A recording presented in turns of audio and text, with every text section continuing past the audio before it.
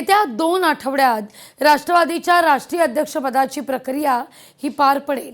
राज्याचे अधिवेशन काळातच सुनेत्रा पवार राष्ट्रीय अध्यक्ष होतील अशी माहिती आहे। राष्ट्रवादी काँग्रेसमधील वरिष्ठ सूत्रांनी या संदर्भात माहिती दिली आहे। अधिक माहिती घेण्याकरता थेट जाऊया आपले प्रतिनिधी विकास कोकरे यांच्याकडे। विकास, काय अधिक माहिती या सगळ्या संदर्भात?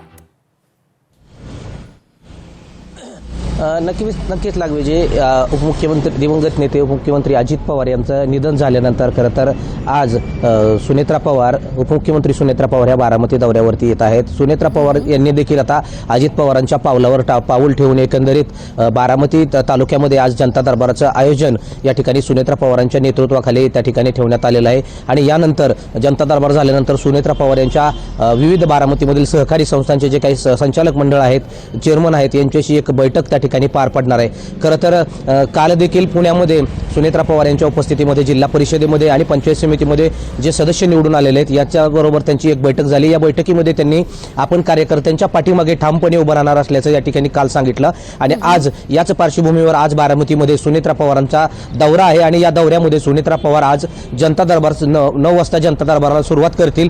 अजित पवारांप्रमाणे सुनेत्रा पवार याच मुद्द्यावर तुमच्याकडून अधिक जाणून घ्यायचं होतं। आजवरचा जनता दरबार अजितदादा घेत होते, आता मात्र जनता दरबार सुनेत्रा पवार घेतील। कसा असेल जनता दरबारचा तो पॅटर्न?